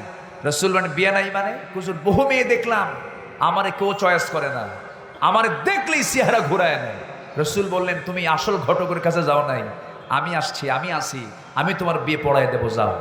জোরে বলেন সুবহানাল্লাহ। এই কিন্তু আবার নান্টু ঘটক না, কি কথা কি বুঝতেছেন? আমার দেশে কিছু ঘটক আছে, মেয়ে পক্ষের কাছে গিয়ে বলে ছেলে তো এক পায়ে খাড়া, মানে ঠ্যাং একখান নাই, কি কথা কি বুঝতেছেন? আর মেয়ের তো জবান বন্ধ, মানে ও বোবা। এরকম কিছু আছে না নাই? এরকম ছিলেন না আমার রাসূল। রাসূল বললেন যাও তোমার বিয়ে হয়ে যাবে। কার সাথে? এই মদিনার সবচেয়ে সুন্দরী নারীর সাথে, ইবনে ওহাবের মেয়ের সাথে তোমার বিয়ে হয়ে যাবে।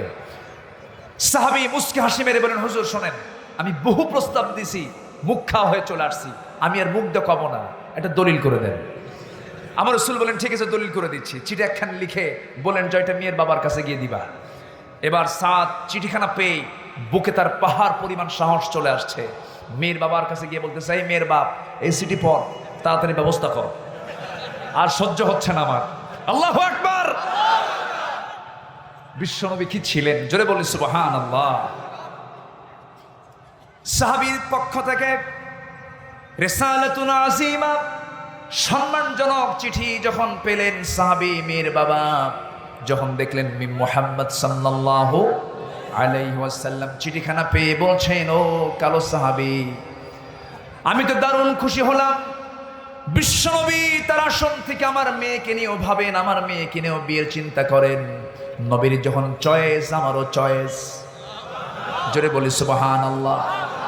যদিও কালো, কিন্তু কালো বানিয়ে দিয়েছেন কে? যদিও ধলা, ধলা বানিয়ে দিয়েছেন কে? যদিও লম্বা, লম্বা বানিয়ে দিয়েছেন কে? যদিও খাটো, খাটো বানিয়ে দিয়েছেন কে? যদিও চিকন, চিকন বানিয়ে দিয়েছেন কে?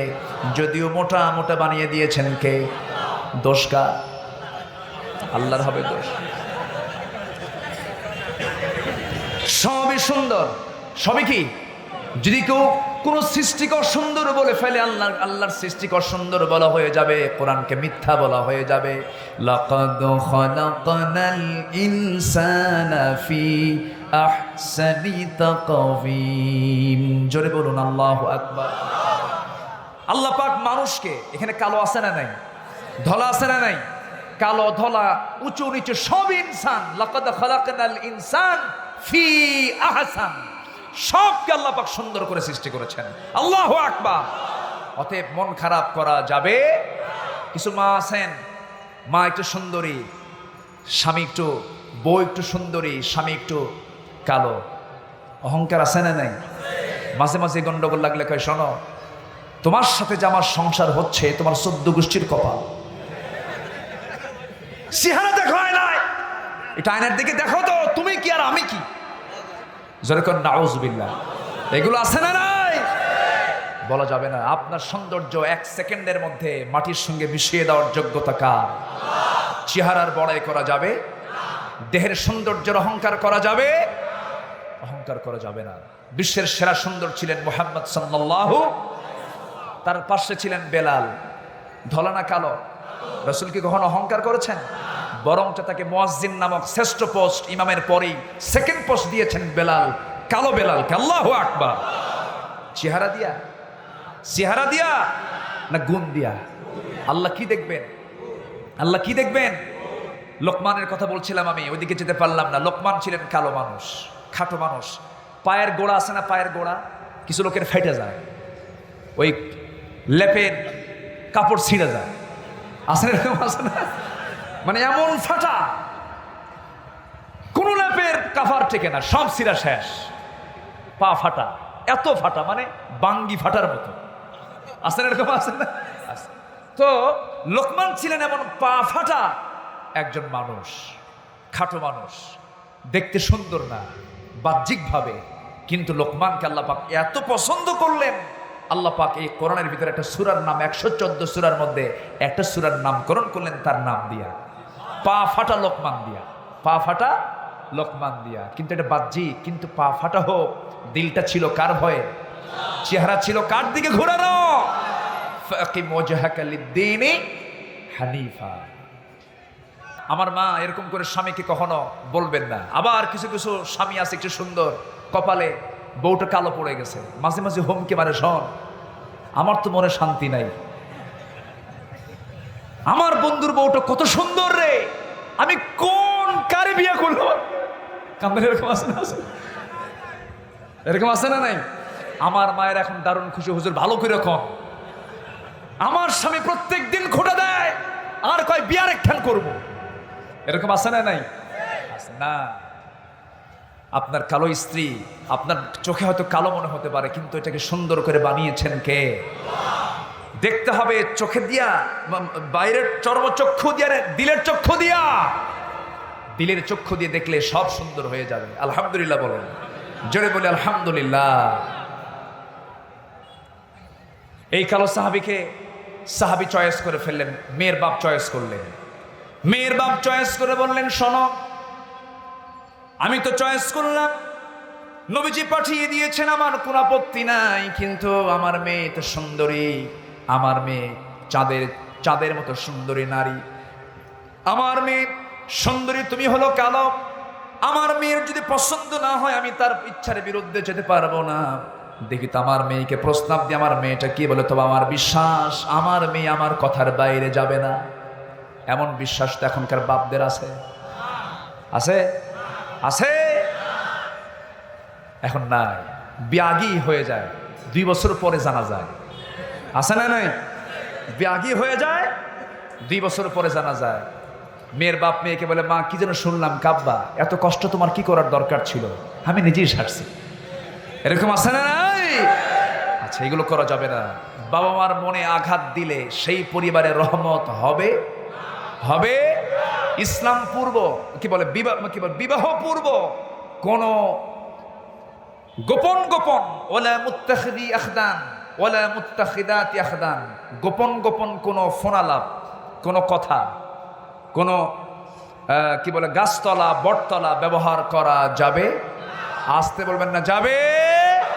কিন্তু শিক্ষা সিলেবাসে আমাদের এসেছে যে কোনো ছেলে মেয়েকে পছন্দ করতেই পারে, মেয়ে একটা ছেলেকে পছন্দ করতেই পারে, মনের আদান প্রদান হিসাবে চিঠি লেনদেন হতেই পারে, এটা ফোনালাপ হতে পারে, এটা পাশাপাশি বসা হতেও পারে, এবং 2 জনের সম্মতিতে যৌন আচরণ হতেই পারে। জোরে বলুন নাউজুবিল্লাহ, জোরে বলুন নাউজুবিল্লাহ। যারা শিক্ষা সিলেবাসের ভিতরে এমন জাতীয় সিলেবাস ঢুকিয়েছেন, এরা ঘাপটি মারা নাস্তিক, ঠিক কিনা? আমার মা বোনদেরকে আমরা ধর্ষিত অবস্থায় দেখতে চাই না। এই জন্য আমার দেশে দরকার পর্দার বিধান। কিসের বিধান? এই বিধান কে দিয়েছেন? আল্লাহ পাক দিয়েছেন। মা, আপনার সতরকে ঢাকতে হবে। আপনার সতর হলো মাথা থেকে একদম পার গোড়ালি পর্যন্ত সব আপনার সতর, কোনো জায়গা নাই আপনার সতরের বাইরে। প্রয়োজনে হাত, প্রয়োজনে পাটা চলার জন্য আপনি বের করতে পারেন, প্রয়োজনে চোখটা বের করতে পারেন, কিন্তু সম্পূর্ণ আপনাকে ঢাকতে হবে। এই বিধান কার? আসতে বলবেন, এই বিধান কার? আল্লাহ পাকের। মেয়েরা এমন বোরকা পরবে যে বোরকার মধ্য দিয়ে যেন মনে হয়, মানুষ যেন দেখে মনে করে ভূত। কি কন? কি বলেন? ভূত দেখলে মানুষ কি করে? ভূত মানে ভূত তো আসলে কি আছে কিনা আল্লাহ জানে। তো যাক, মানে ভূত একটা অদ্ভুত, বোঝেন না? অদ্ভুত মানে তাকে দেখে যেন মনে হয় একটা আতঙ্ক, এই বাবা কি আসে এটা, সে যেন ভয় পায়। এমন জাতীয় কালো পোশাক আপনাকে পরে বাইরে বের হতে হবে। কিন্তু মেয়েরা কি এরকম বোরকা এখন পরে? এরকম বোরকা পরে? এমন ডিজাইন, হরেক কালার, এবং কত পাট্টা লাগায়। আবার সে বোরকার গায়ে আবার আয়না লাগানো। আয়না মানে আসো, তাহলে কেমন হলো? এই জাতীয় বোরকা পরা যাবে না। বোরকা পড়তে হবে আপনাকে কার খুশির জন্য? চেহারা কার দিকে ঘোরাতে হবে? বোরকা পড়তে হবে কার জন্য? আল্লাহর জন্য। ফাকিম ওয়াজহাকা লিদ-দীনি হানিফা। আমার কথা বুঝতে মনে কষ্ট হচ্ছে আপনাদের? আমি খুব বিরক্ত করছি আপনাদের। আলোচনা চালিয়ে যাব আর কিছু সময়। আমার ভাইয়েরা, আমার বন্ধুগণ, আমার নবীজি ওই সাহাবীকে পাঠিয়ে দিলেন। মেয়ের বাবা মেয়েকে এসে বলবেন। মেয়েটা দেওয়াল ঘেঁষে ঘেঁষে সব কথা শুনে নিয়েছেন। শোনার সঙ্গে সঙ্গে বাপ এসে বলছে, মা, একটা ছেলে এসেছে, বিয়ের প্রস্তাব নিয়ে রাসূল তাকে পাঠিয়ে দিয়েছেন, ছেলে কিন্তু কালো। এবার মেয়েটার চোখে পানি। মা, মেয়ের চোখে পানি দেখি বাবা মনে মনে চিন্তা করছেন, আমার মেয়ে মনে হয় সম্মতি দেবে না। এবার বাপ বলছে, মা, বিয়ে দেব না, তোমার ইচ্ছার বিরুদ্ধে বিয়ে হবে না। এবার বলছে মেয়েটা, বাবা বুঝতে ভুল করেছ, এই জাগতিক জীবনে আমারও যদি কোনো বিয়ে হয়, আমার নবীর পছন্দ করা সেই কালো ছেলের সাথে আমার বিয়ে হয়ে যাবে। মহব্বতটা কার জন্য? আসতে কবেন না কার জন্য? নবীকেও ভালোবাসবো কার জন্য? আল্লাহর জন্য। আমার বন্ধুগণ, আমার মায়েরা, একটু মাদের দিকে ঘুরে গেলাম। ওই মহিলা সাহাবী বলছেন, আমার আব্বা জান, আপনি সিদ্ধান্ত চূড়ান্ত করে দিন, রাসূল আমার জন্য চিন্তা করেন, আমি নিজেকে ধন্য মনে করছি। এবার মেয়ের বাবা বাইরে এসে বলছে, ও কালো সাহাবী সাদ আল-আসওয়াদ সুলাইমি, তোমার কপাল খুলে গেছে, মেয়েও রাজি, আমিও রাজি। সাদ বলছেন, আমিও তো রাজি। যেরকম সুবহানাল্লাহ। এবার তিনি মুস্কি হাসি মেরে চলে গেলেন নবীর দরবারে। রাসূলের সামনে এমন সুন্দর করে বসেন, নবীজি মুস্কি মুস্কি হাসতেছেন। ও সাদ, তোমার কি হলো? সাদ বলছে, হুজুর, মেয়ে রাজি, মেয়ের বাপ রাজি, আমি রাজি, আপনি কি কোন? আমার রাসূল মুস্কি মুস্কি হাসি মারলেন, বললেন, সাদ রে, বিয়ে তো দেব, সমস্যা নেই, কিন্তু বিয়ে করতে গেলে তো প্রিপারেশন লাগে। মেয়েকে রাজরানী করে নিয়ে আসতে হবে, মেয়েকে খাওয়াতে হবে, খরপোশ দিতে হবে। খরপোশ দেওয়া পুরুষের জন্য সুন্নত না ফরজ? বলেন কি? খরপোশ দেওয়া কি? বউ কি স্বামীর কামাই খাবে না স্বামী বইয়ের কামাই খাবে? স্বামী বইয়ের কামাই খাবে না। ভালো করে একজন স্ত্রী যদি শত শত কোটি টাকার মালিক হয়, তার কোনো দায়িত্ব নাই স্বামীকে চালা। আল্লাহু আকবার বলবেন না? ইসলাম নারীকে ঠকাইছে? আসতে কবে না ঠকাইছে? সারা জীবন একজন নারী হচ্ছেন রাজরানীর মতো বসে বসে খাওয়া। আল্লাহু আকবার। স্বামী তুই কষ্ট কর, আমার খাওয়া। কথা বোঝেন নাই? ইসলাম বানিয়েছে নারীকে রাজরানী, আর আজকের নারীরা বলছে না, রাজরানী হব না, চাকরানী। কি হব? চাকরানী। কষ্ট হচ্ছে? আমার মায়েরা, আমার বন্ধুগণ, একটু কান লাগান, মনোযোগ দিয়ে শোনার চেষ্টা করি। ইসলাম নারীকে কত সম্মান দিয়েছে, মর্যাদা দিয়েছে, সম্মানের উচ্চাসনে সমাসীন করেছে। একজন নারী স্বামীর সম্পত্তি পায়, ছেলের সম্পত্তি পায়, বাবার সম্পত্তি পায়, ভাইয়ের সম্পত্তি পায়, এতগুলো দিক থেকে একজন মহিলা পান, কিন্তু এত দিক কিন্তু একজন পুরুষ পায় না, ঠিক কিনা? সবগুলো এক জায়গায় করলে নারীর সম্পত্তির পরিমাণ বেড়ে যায়, আলহামদুলিল্লাহ বলবেন না? আর আমার দেশের কিছু উল্লুক ভাল্লুক আছে না নাই? কিছু জাহান্নামের নরকীট আছে, মেয়েদেরকে উলঙ্গ করে রাজপথে নামাতে চায়, এটা নাকি নারী অধিকার, ওদেরকে জুতা পেটা করা দরকার। আমার মাকে উলঙ্গ অবস্থায় দেখতে চাই না, আমার মাকে দেখতে চাই সম্মানের পোশাকে দেখতে চাই আমরা। আমার মাকে উলঙ্গ অবস্থায় নগ্ন পোস্টার আমরা কোনো দেওয়ালে দেখতে চাই না, অশ্লীল কোনো সিনেমার আমরা অনুমোদন দিতে চাই না। কিন্তু ভারত থেকে সিনেমা আসে না নাই, নাটক আসে না নাই, এগুলো কি জাতির দর্পণ, সমাজের দর্পণ? না, সমাজের জন্য এগুলো ধ্বংস। আল্লাহ এগুলো থেকে আমাদেরকে বাঁচান, জোরে বলি আল্লাহুম্মা আমিন, আরো জোরে আল্লাহুম্মা আমিন।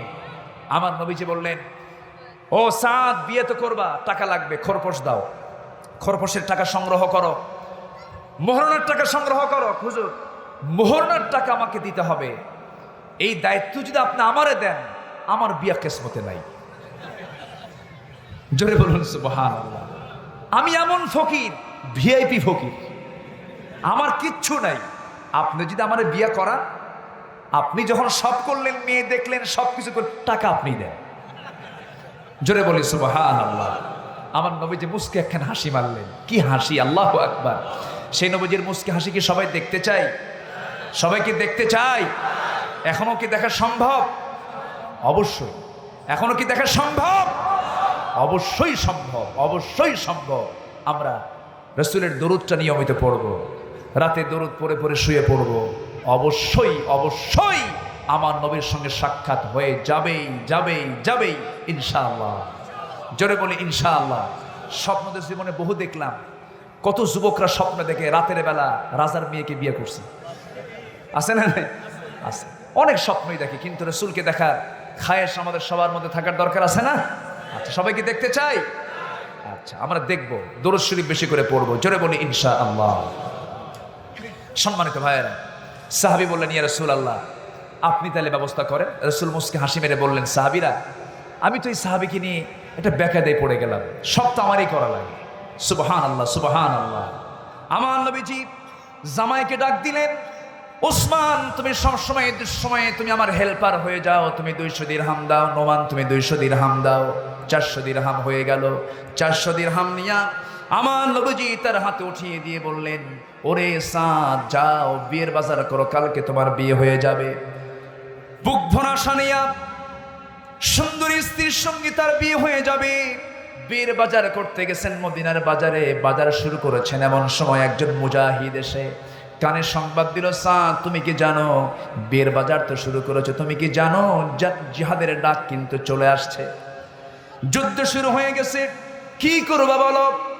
সঙ্গে সঙ্গে বাজার বন্ধ করে মস্তক জমিনের দিকে নিয়ে কিছুক্ষণ ভেবে চিনতে তিনি মনে মনে সিদ্ধান্ত নিলেন, বিয়ের আসর জীবনে বারবার আসতে পারে, কিন্তু জিহাদের ডাক আমার কানে আবার জীবনে নাও আসতে পারে। বিয়ের বাজার বন্ধ করে তিনি শুরু করলেন যুদ্ধের বাজার। জোরে বলে সুবহানাল্লাহ। চেহারা ঘুরা নিলেন কার দিকে? আল্লাহর দিকে। সঙ্গে সঙ্গে তিনি যুদ্ধের বাজার শুরু করলেন, ঘোড়া কিনলেন, তরবারি কিনলেন, টাকা শেষ হয়ে গেল, যুদ্ধে ঝাঁপিয়ে পড়লেন কালো সাহাবী। যুদ্ধ শুরু হয়ে গেছে, নিজে অনেক কাফিরকে দুনিয়া থেকে বিদায় করলেন, নিজেও শাহাদত বরণ করলেন, এক পর্যায়ে শহীদ হয়ে গেলেন। নবীর কানে সংবাদ আসলো, হুজুর, সাদ তো দুনিয়া থেকে বিদায় নিয়েছেন। নবী থমকে দাঁড়ালেন, কোন সাদ আমার দুনিয়া থেকে বিদায় নিয়েছে? হুজুর, সেই সাদ যে সাদের বিয়ের কথা গতকালকে ছিল। আমার নবী আবেগটাকে ধরে রাখতে পারলেন না, নবীজি কাঁদতে কাঁদতে অস্থির হয়ে গেলেন। নবীজি মানবতার নবী, মহানুভবতার নবী, আমার নবীজি দয়ার সাগর। দৌড় মেরে মেরে তার লাশকে দেখার জন্য তিনি দৌড়ে দৌড়ে তার দিকে চলে গেলেন, যুদ্ধের ময়দানে চলে গেলেন। আমার নবীজি তার লাশের সামনে গিয়ে দাঁড়ালেন, দাঁড়িয়ে দেখেন হাত কাটা, পা কাটা। আমার নবীজি দেখতে পেলেন মস্তকটাও বিচ্ছিন্ন হয়ে আছে। নবীজির ওই কালো সাহাবীর লম্বা লম্বা চুলে থোকা থোকা রক্ত লেগে আছে। নবীজি করলেন কি, চুলগুলো সুন্দর করে সাজগোজ করে দিলেন, সুন্দর করে সিঁথি করে দিলেন, চেহারাটা সুন্দর করে তিনি রঙিন রক্ত মাখা হাতে তাকে সুন্দর করে দেখিয়ে নিলেন। আর কিছুক্ষণ পর তিনি সেই লাশ থেকে তার চেহারা থেকে একটু দূরে চলে আসলেন, আর বারবার দূর থেকে তার চেহারার দিকে বারবার তাকায়া একবার হাসেন একবার কাঁদেন, একবার কাঁদেন একবার হাসেন। আমার নবীজি এমন আচরণ দেখে সাহাবায়ে কেরাম বললেন, ইয়া রাসূলুল্লাহি, এমন আচরণ তো আমরা পূর্বে কখনো লক্ষ্য করিনি, আপনি এমন আচরণ করছেন কেন? একবার হাসেন একবার কান্দেনের কারণটা কি? রাসূল বলছেন, সাহাবীরা রে, আমার কান্দার কারণ হলো আমার সাদের জন্য সব আয়োজন আমি সম্পন্ন করলাম, কিন্তু আমার সাদ জাগতিক জীবনে একজন নারী জীবনের স্বাদ সে গ্রহণ করতে পারলো না, নারীকে পেল না, এই জন্য আমি আফসোসে কাঁদতেছি। আর হাসার কারণ হলো আমি আমার নবুয়তি চোখে দেখতে পেতেছি আমার সাদ জান্নাতের হুরদের সঙ্গে জান্নাতের মধ্যে আনন্দ উল্লাস করতেছে। জোরে বলি সুবহানাল্লাহ। চেহারা ঘুরিয়ে নিব কার দিকে? আসতে বলবেন না, কার দিকে? আল্লাহর দিকে। আমার ভাইয়েরা, আল্লাহ রাব্বুল আলামিন এই কথাগুলো বলের পরে বলছেন, শোনো, তুমি তোমার চেহারা আল্লাহর দিকে ঘুরিয়ে নিয়ে কাউকে ভয় করবে না। ভয় করবে কাকে? ভয়টা বরাদ্দ করব কার জন্য? ভয়টা বরাদ্দ হয়ে যাবে কার জন্য? দুনিয়ার কোনো ভয় করা যাবে না। এরপর আল্লাহ পাক বলছেন, ওয়াত্তাকু ওয়াকিমুস সালাতা, নামাজ কায়েম করবে, ওয়ালা তাকুনু মিনাল মুশরিকিন, মুশরিকদের অন্তর্ভুক্ত হবে না। এই চারটি কাজ করবে, আল্লাহ তোমাদেরকে বিজয়ের পতাকা তোমার হাতে তুলে দিবেন। জোরে বলি সুবহানাল্লাহ। আল্লাহ পাক তারপরের আয়াতে বলছেন, আল্লাহ পাক তোমাকে বিজয়ের পতাকা তোমার হাতে উঠায় দিবেন, সফলতার সব কিছু তোমার হাতে চলে আসবে। শর্ত হলো চেহারা ঘুরাবো আল্লাহর দিকে, আল্লাহকে ভয় করব, নামাজ কায়েমের সংগ্রাম করব, আর হচ্ছে মুশরিকদের অন্তর্ভুক্ত হব না। আল্লাহ কবুল করুন। জোরে বলি আল্লাহুম্মা আমিন। কেউ যাবেন না, একসঙ্গে আমরা দোয়া করব। অনেক সময় হয়েছে, আসরের সময় অনেক আগে হয়ে গেছে, আমরা আওসাতে নামাজটা পড়ে নেব, যে যেখানে আছে সেখানেই বসে পড়ি। সবাই বলি, ইয়া আল্লাহ, ইয়া রহমান, ইয়া রহিম, আমার জীবনে সগীরা কবীরা, ছোট বড় সব গুনাহ তুমি আল্লাহ মাফ করে দাও, মাফ করে দাও। জোরে বলুন, ইয়া রাব্বাল আলামিন। আমার সাহেব আলী ভাই, সাহেব ভাই, আচ্ছা ভাইও কই আবার চাচাও কই, দুটেই কই। তো যাই হোক, যখন নির্বাচনে দাঁড়ায় তখন ছেলেরও ভাই হয়ে যায় বাপ, তাই না? তো এখানে সবার সামনে ইন্নামাল মুমিনুনা ইখওয়া, এই ক্ষেত্রে হয়ে গেছে। আমার সাহেব আলী সাহেব, তিনি এই মাহফিলটার জন্য অনেক পেরেশান ছিলেন, মাহফিল হবে কি না, কি হবে। আমি 6 তারিখে এসে ঘুরে গেছি, আমি তার জন্য দোয়া করি, আমরা সবাই মিলে তার জন্য দোয়া করি, আল্লাহ তুমি তার নেতৃত্বে এই মাহফিলকে তুমি আল্লাহ কবুল করে দাও। জোরে বলি আল্লাহুম্মা আমিন। ইমরান ভাগ্যবান একজন যুবকের নাম, আল্লাহ তুমি তার খেদমতকে কবুল করে নাও। তার সুন্দর একটা স্কুল আছে না, কি ইকরা চাইল্ড ক্যাডেট একাডেমি। বলি আলহামদুলিল্লাহ, সন্তানকে সুন্দর জায়গায় দেব আমরা, আল্লাহ কবুল করুন। জোরে বলি আল্লাহুম্মা আমিন। আসুন আল্লাহ পাক আমাদের সবাইকে দিনের জন্য কবুল করুন। যে যেখানে আছি আমরা দোয়ায় শামিল হয়ে যাই, নামাজের মতো করে বসি, আর যে যেখানে আছে আমরা মনে হয় বসে পড়ে আমরা দোয়াটাই শামিল হয়ে যাব। আল্লাহ পাক আমাদের সকলের তামাম জিন্দেগির গুনাহগুলোকে মাফ করে দিন। আচ্ছা আসুন দোয়া করে, আমি দোয়া চাচ্ছি সবার কাছে, সবাইকে আমার জন্য দোয়া করবেন। সবাই বসে পড়ুন, সবাই বসে পড়ুন। আর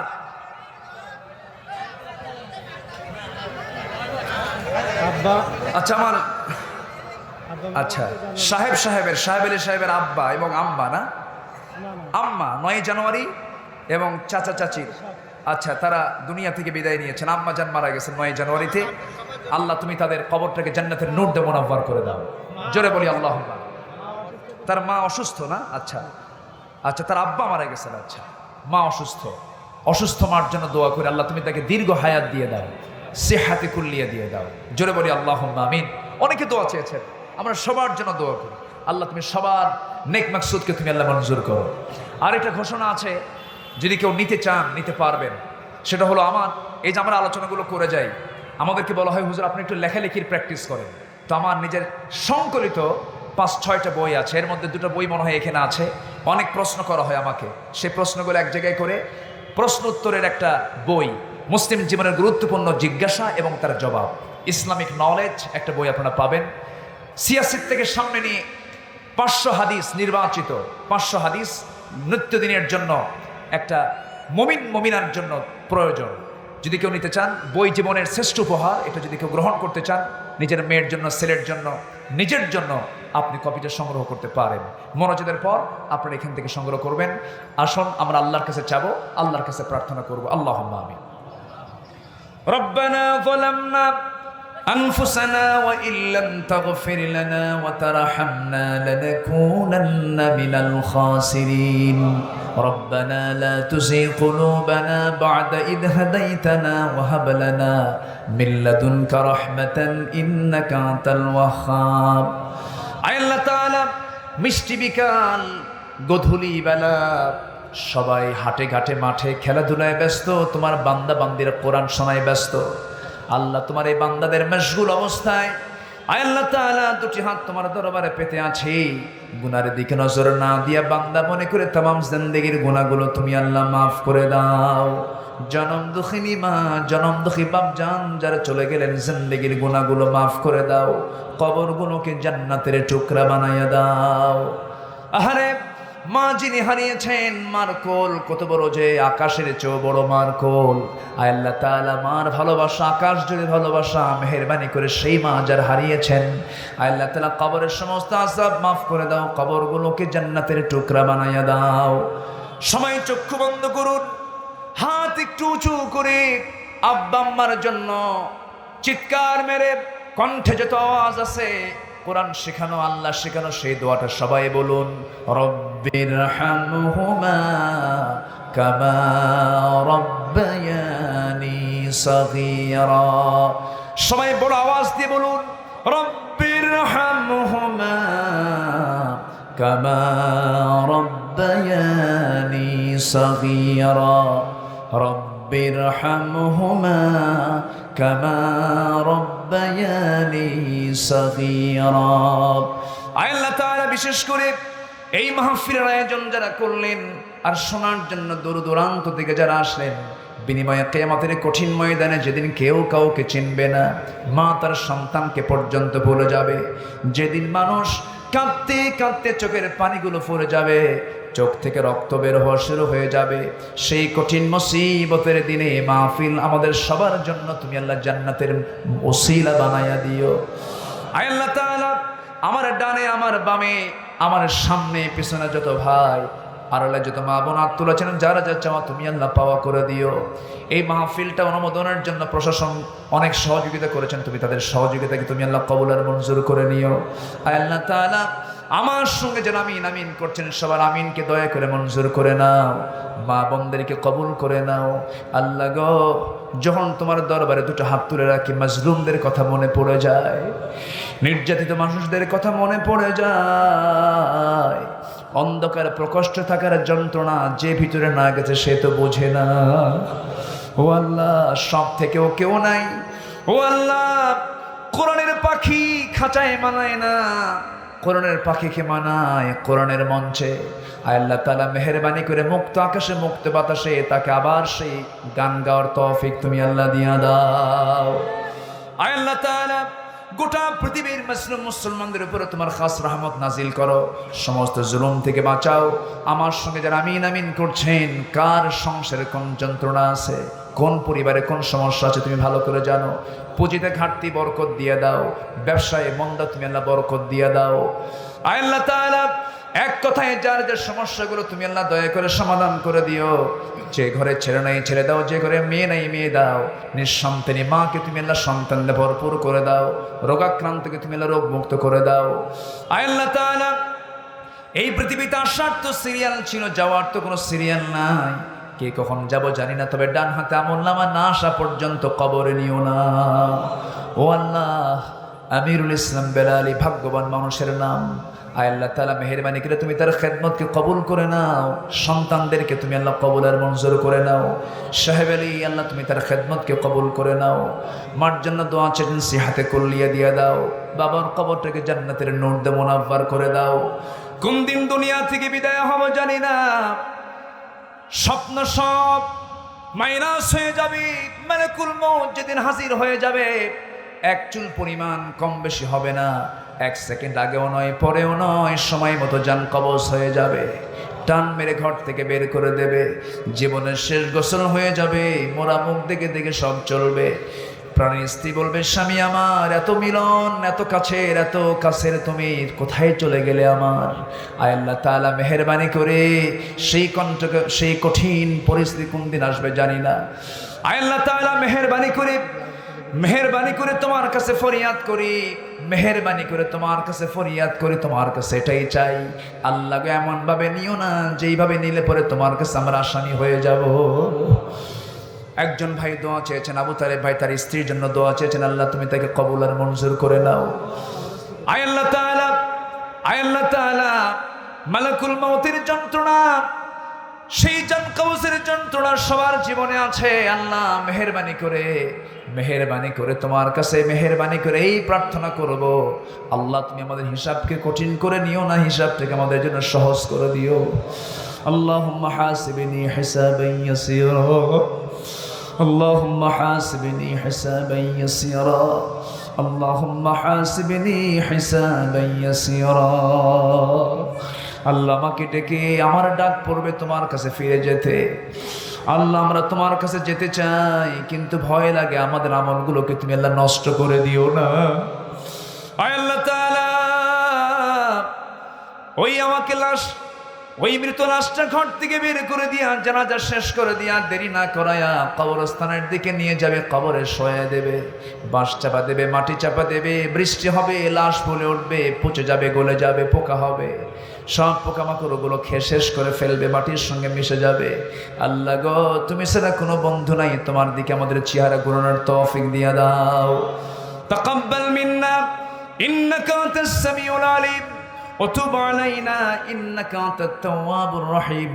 سبحان ربك رب العزة عما يصفون وسلام على المرسلين والحمد لله رب العالمين. واجعل آخر كلمتنا عند الموت لا إله إلا الله محمد رسول الله. السلام عليكم ورحمة الله وبركاته.